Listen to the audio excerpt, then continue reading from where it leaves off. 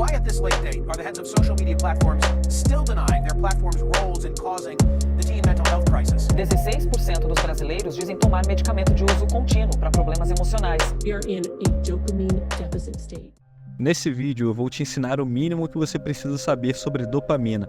E se você não souber isso, você está fadado a sofrer os piores efeitos relacionados a ela. Assim como eu sofri. Por muito tempo eu fui viciado em uma substância altamente dopaminérgica. Eu era fumante.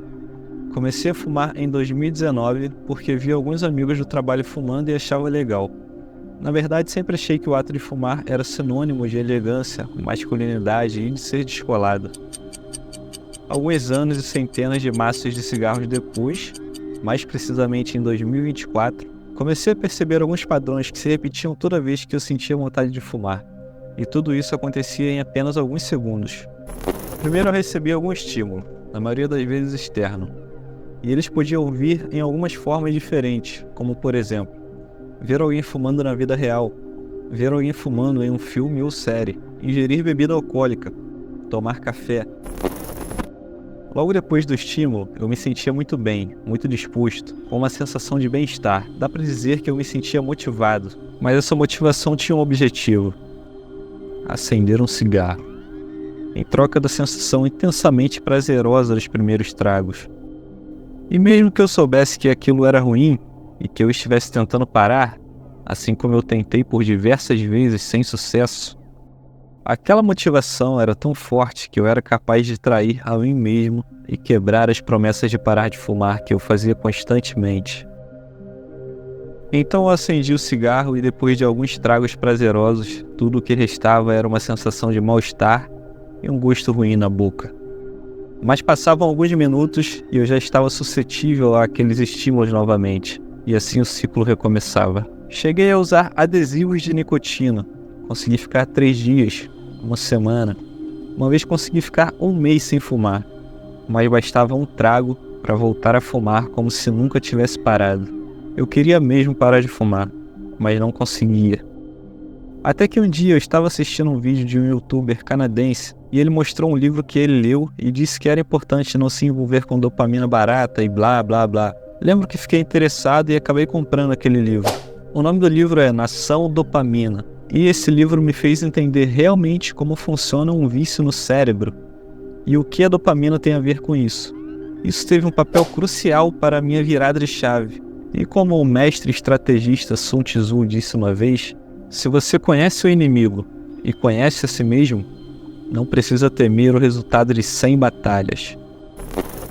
Mas o que a dopamina tem a ver com isso, afinal?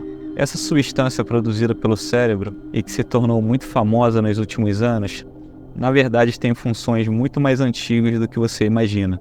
E para entender como isso funciona, precisamos tirar o foco dos dias de hoje e olhar para o passado. Imagine que você não nasceu nos dias de hoje, mas viveu há 100 mil anos atrás. Você acorda pela manhã e percebe que só tem um mínimo de água e um mínimo de comida no seu abrigo. Você precisa sair para procurar recursos, mas existem muitos perigos lá fora. Diversos tipos de predadores, existem tigres de dente de sabre, cobras, dinossauros. Não, tô brincando, dinossauros não. Mas existem outros tipos de perigos também.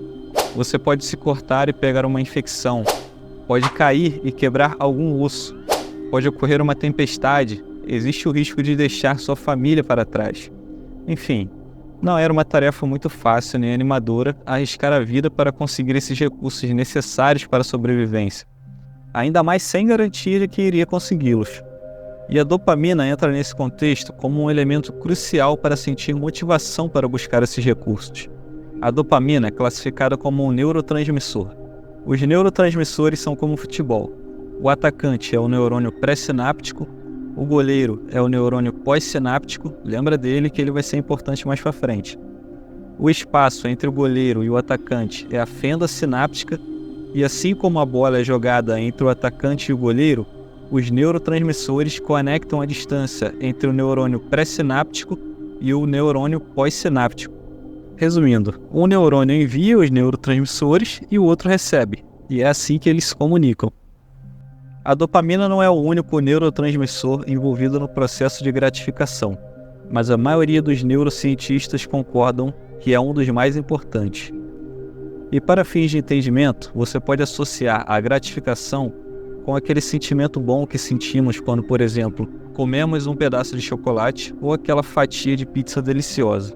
Mas também pode ser associado com a sensação prazerosa e recompensadora de quando você termina uma corrida, ou um treino na academia, ou quando conquista um objetivo pessoal. Apesar de a dopamina também estar relacionada com o sentimento de prazer e bem-estar, ela desempenha uma função maior na motivação para conseguir uma gratificação. Ela está mais envolvida com o querer do que com o gostar. Uma pesquisa feita por cientistas observou que camundongos geneticamente modificados, incapazes de produzir dopamina, não buscarão um alimento e morrerão de fome, mesmo quando a comida é colocada a centímetros da sua boca, porque eles não têm dopamina, portanto, eles não têm motivação para buscar a comida. No entanto, se a comida for colocada diretamente na sua boca, os camundongos mastigarão e comerão, parecendo sentir prazer, mesmo sem dopamina no cérebro. E sim, pessoal, a dopamina também está relacionada diretamente com o sentimento de prazer e bem-estar. Mas o fato de nós, seres humanos, dependermos quase que 100% da dopamina para ter motivação para fazer coisas, inclusive nos aspectos mais básicos, como movimentar nossos corpos, é o que realmente tem o maior impacto nas nossas vidas. Existem duas formas principais pela qual a dopamina é liberada: a tônica e a fásica. A tônica é a liberação normal que acontece constantemente e mantém o nível basal de dopamina. E a fásica é como uma explosão ou uma liberação em grande escala, que causa picos de dopamina no cérebro. A liberação fásica pode ser causada por uma variedade de estímulos. O que acontece nos dias de hoje é que nós somos bombardeados com estímulos superdopaminérgicos o tempo todo. Alimentos com excesso de sal e açúcar, cigarros, álcool, videogame, mídias sociais, conteúdo adulto, jogos de azar, enfim, o que não falta são fontes de dopamina. E nesse momento eu gostaria de chamar a atenção para um tópico em especial, as mídias sociais. Porque tá ok, toda essa parte sobre drogas, bebidas, videogames, todas essas coisas afetam muitas pessoas negativamente. Mas se tem uma coisa que está presente na vida de todos nós, sem dúvidas, são as mídias sociais. As mídias sociais, é claro, têm seu lado bom. Existem milhares de conteúdos de qualidade. Hoje em dia você pode aprender quase qualquer coisa de graça no YouTube, pode se comunicar com outros usuários quase que instantaneamente, independente da distância e de forma muito barata. Mas existe o lado ruim. Provavelmente você já usou uma dessas duas plataformas, o TikTok e o Reels do Instagram. A própria forma como o Reels e o TikTok funcionam. Você passa de um vídeo para o outro sempre na expectativa de que o próximo vai te entregar algo. Isso te mantém preso na plataforma, rolando de vídeo em vídeo durante horas todo dia. O algoritmo dessas plataformas funciona baseado na forma mais poderosa de manter um ser humano fazendo a mesma coisa. Isso se chama reforço aleatório intermitente. Isso é quando você não sabe quando vai receber algo que você considera bom, mas sabe que uma hora vai aparecer. Então você continua rolando e rolando até aparecer. Esse fator de aleatoriedade proporciona o melhor cenário possível para a liberação da dopamina. Esse é o mesmo sistema utilizado nas máquinas de aposta dos cassinos de Las Vegas e nas plataformas de cassinos online. Aqueles do aviãozinho, do tigrinho, do foguetinho. Nunca reparou que eles funcionam da mesma forma?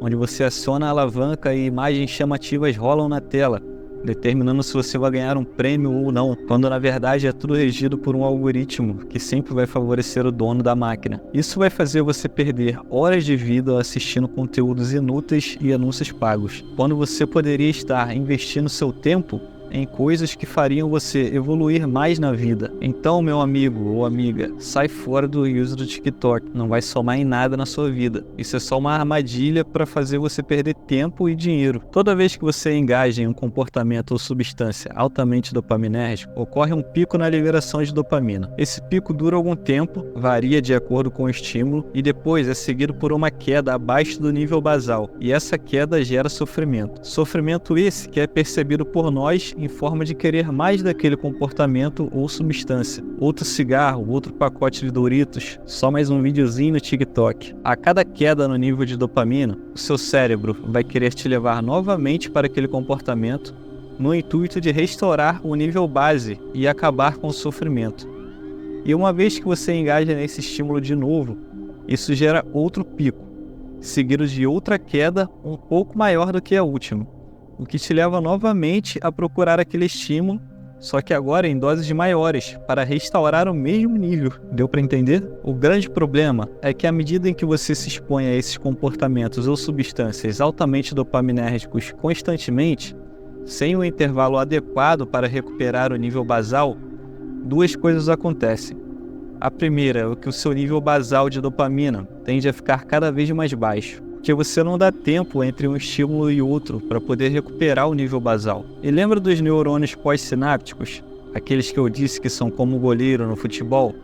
Então, a segunda coisa que acontece é que a quantidade de receptores de dopamina nos neurônios pós-sinápticos diminui, diminuindo assim a capacidade de experienciar os efeitos da dopamina que é liberada, que só para lembrar são eles: motivação, desejo, sensação de bem-estar. Isso significa que você precisará de doses cada vez maiores para sentir o mesmo efeito, e isso não é bom. Com a exposição prolongada e repetitiva a estímulos prazerosos, nossa capacidade de tolerância à dor diminui e a nossa exigência para experienciar o prazer aumenta. A ciência nos ensina que todo prazer exige um preço, e o sofrimento que se segue dura mais tempo e é mais intenso do que o prazer do qual ele se originou. Eu quero deixar claro aqui que a dopamina não é um vilão. A dopamina é uma coisa boa. É ela que nos faz querer buscar coisas cada vez melhores, e é por isso que hoje você vive em uma casa e não em uma caverna. Mas se você não entender como ela funciona, ela pode ser usada como uma ferramenta para te levar até a ruína.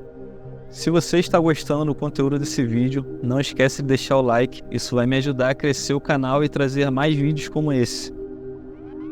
Conclusão: o nosso maquinário neurológico para o processamento do prazer e do sofrimento permaneceu intacto ao longo da evolução da nossa espécie. Ele está perfeitamente adaptado para um mundo de escassez. Sem prazer, não comeríamos, beberíamos e nem reproduziríamos. Sem dor, não nos protegeríamos de ferimentos e da morte. Mas aqui está o problema.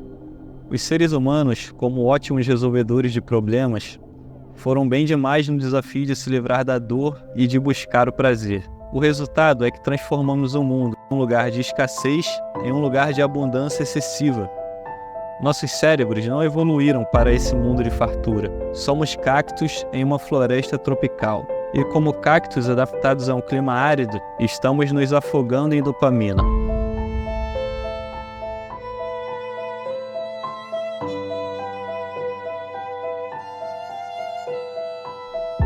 Mas é claro, existe uma solução para encontrar o equilíbrio nesse mundo de excessos.